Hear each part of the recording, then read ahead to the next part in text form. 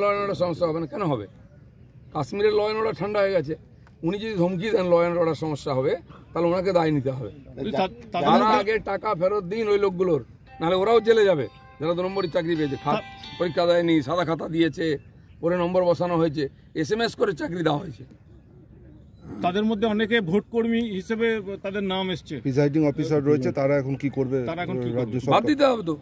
যারা অবৈধ কাজ করেছে, চাকরি চলে, সে টিচারই নয়, এমনি তো আইপ্যাকের লোকেরা বসে যায় ভোট করাতে, কাউন্টিংও আইপ্যাকের লোক ঢুকে যায়, এই লোকেরা ঢুকতো হয়তো।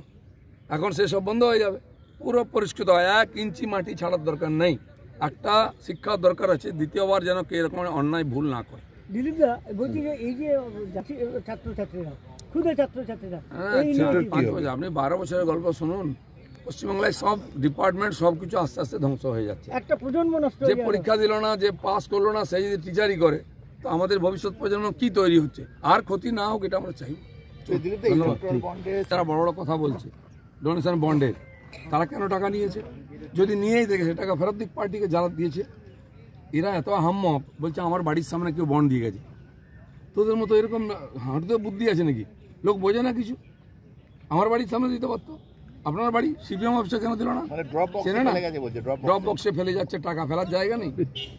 বোমা বিস্ফোরণ কি হবে 1 সপ্তাহ পর? রোজ তো বিস্ফোরণ হচ্ছে, বোমা ফাটছে, এখন অ্যাটম বোম ফাটছে। একটা হয়েছে, সবে শুরু হয়েছে, দেখুন না, বোমা তো কত ফাটছে। আজ কি নাকি ওরা পাড়ায় ফাটায়, আর বাকিরা কোর্টে ফাটাচ্ছে, এদিকে ফাটাচ্ছে, এত থাপ্পড় খাচ্ছে কোর্টে গিয়ে, লাল লাল হয়ে গেছে, তাও দেখুন লজ্জাও নেই। আবার সুপ্রিম কোর্ট যাচ্ছে। সুপ্রিম কোর্টে গেলে কি হবে? আগেও গেছে। ওরা ওই কি রক্ষা কবচ নিতে যেত, একদিন বাঁচাবার জন্য যাচ্ছে। আমি বলছি ইউনেও চলে যান, কেউ বাঁচাতে পারবে না। আমি তুলছি না তাহলে। মুখ্যমন্ত্রীর লোকেরা যার কাছ থেকে টাকা নিচ্ছে তার কাছে তো দাঁড়াবে, আমার হয়ে দাঁড়াবেন নাকি? এই যে প্রায় 3000 কোটি টাকা তুলেছে সাধারণ মানুষকে চাকরি দেবে বলে, অর্ধেক লোককে দিয়েছে, অর্ধেক দেয়নি। যারা পায়নি তাদের টাকা গেছে, যারা পেয়েছে তাদের টাকাও গেল, চাকরিও গেল, বাপের জমি বিক্রি করে বাকি টাকা দিতে হবে। আমার বক্তব্য, Mamata Banerjee high court supreme court দেখাচ্ছেন, কারণ তাদেরকে বলতে হবে যে আমি তোমার জন্য করছি, টাকা হজম হয়ে গেছে।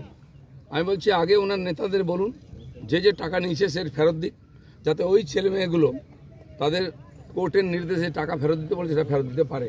সুদ সমেত 12% যদি এরা দেয়, ওখান থেকেও 12%, 12 লাখ টাকা দিয়েছে, তার সঙ্গে 12% সুদ দিয়ে যেন টিএমসির নেতারা ফেরত দেয়। আর না হলে আমি বলবো ওই যারা টিচাররা চাকরি গেছে, আসুন আমরা গিয়ে টিএমসি নেতাদের বাড়ির সামনে দাঁড়াবো, আপনারা ঢুকে কলার ধরে টেনে নিয়ে আসুন। কেন্দ্রীয় সরকার যতদিন উনি কোর্টে জিতবেন তখন কার বিচারালয়? কোর্টের জাজমেন্ট ওনার পক্ষে গেলে উনি কোর্ট মানবেন, পক্ষে না গেলে কোর্ট মানবেন না। সেরকম নির্বাচন কমিশন যদি ওনাকে জিতিয়ে দেয়, নির্বাচন কমিশন ঠিক আছে, নাহলে ভুল আছে। CBI, ED, NIA সব কেন্দ্রের হয়ে যাচ্ছে। যখন ওনার লোকেরা চুরি করছে, খুন করছে, ডাকাতি করছে, তার বিরুদ্ধে ব্যবস্থা নেন সবাই বিরুদ্ধে।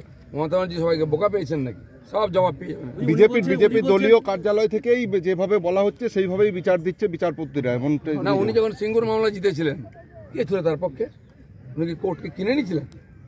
তখন ঠিক ছিল যে হেরে গেছেন, ঠিক আছে, আরে অপকর্ম করবেন, ফল তো পাবেন, এখানেও পাবেন, ভগবানের কাছেও পাবেন। এতগুলো মানুষের চাকরি গেল, আপনি কি মানবিক, মানে তাদের জন্য কিছু ভাবছেন? তাদের কাছ থেকে যারা টাকা নিচ্ছে তাদের কথা আগে ভাবুন না। যারা এই দেশে, এই বাংলা শিক্ষা ব্যবস্থাকে, সমাজকে কলুষিত করেছে, তাদের সাজা যতক্ষণ না হবে, এই ইনকোয়ারি, এই জাজমেন্টে কোনো মানে হয় না। CBI দায়িত্ব এখন যারা টাকা নিয়ে চাকরি দিয়েছে, যার ফলে আজকে ওরা রাস্তায় বসে গেল, সেই লোকগুলোকে খুঁজে বার করা, সবার সামনে কমপক্ষে এক্সপোজ করা, বাকি তো তার সারা জীবন কি হবে। মুখ্যমন্ত্রী বলছেন যে মুখ্যমন্ত্রী এবং অভিষেক ব্যানার্জি দুজনেরই লাইভ থ্রেট আছে এবং বিজেপির দিকে অভিযোগ। কে ওদের থ্রেট করবে? টেররিস্টরা ভয় দেখায়, আমাদের নেতাদের খুন করেছে, ভয় দেখাতো। যারা পার্টিতেই টেররিস্ট আছে, যারা সারা দেশের টেররিস্টদের বাংলায় শেল্টার দিয়েছে, টেররিস্ট নিয়ে যারা ঘুরে বেড়ায়, শাহজাহানের মতো টেররিস্টকে কে পুষেছে? তাদেরকে কে মারবে? আর ইলেকশনে কোনো ইস্যু নাই, এখন প্রাণের ভয়, এই তাই, পুলিশকে ফিট করেছে, এই বলো তাই বলো, এই সব সিম্প্যাথির ভোট চলে যায়। আমি মহিলা, সেটা চলে গেছে, আমার ঠ্যাং ভেঙেছে চলে গেছে, আমার মাথা পেটেছে চলে গেছে, এখন আমাকে মারছে। আরে তোমাকে পাশ দিয়ে কুকুরও দেখবে না, চলে গেল, এমন তোমাদের ইমেজ হয়ে গেছে। সেই জন্যই কি আপনি গদা হাতে আজকে মহাবীর জয়ন্তী, হনুমানজির জয়ন্তী, তো হনুমানজির পুজো তো গদা নিয়েই করতে হবে। লাড্ডু তো খাবেন না উনি, ছোলা খাও আর গদা ঘোরাও, এটা হচ্ছে হনুমানজি। গদা হাতে কি কাউকে উৎখাত করবেন? সেখানে পতাকা লাগানোর বাধা দেওয়া হয়েছে, কালকে ঝামেলা হয়েছে। সব জায়গায় এটা হচ্ছে, যত দিন এগোচ্ছে আমার তো মনে হয় কীর্তি আজকে নমিনেশন করার কথা করবে কিনা জানি না, তার আগে প্যাকিং হয়ে যাবে। কারণ তাদের নেতারা বুঝতে পারছে হেরে ভূত হয়ে যাচ্ছে, পাবলিক সঙ্গে নেই, কর্মীরা আসছে না, নিজেরা মারামারি করছে, তো কি করবে, আমাদের গায়ে পড়ে ঝগড়া করছে। আমি বলে দিচ্ছি দিলীপ ঘোষ এসছে, ভেবে চিন্তা হাত দাও, কারণ আমি 4 জুনের পরেও এখানে 5 বছর থাকার জন্য কমপক্ষে এসেছি, হিসাব কিন্তু তখনও বুঝিয়ে দেবো। এখানে কালু মালু হালু হুলো কে গন্ডগোল করেছে কালকে সব রিপোর্ট আমার কাছে আছে। আমি বলছি এখনো সময় আছে, যদি গন্ডগোল দ্বিতীয়বার করেছো কিন্তু হিসাব হবে। বলছি গদা হাতে কি কাউকে উৎখাত করবেন? উৎখাত করার দরকার নেই, দেখলেই হয়ে যায় উৎখাত। পুলিশ এই যে মুখ্যমন্ত্রী এই যে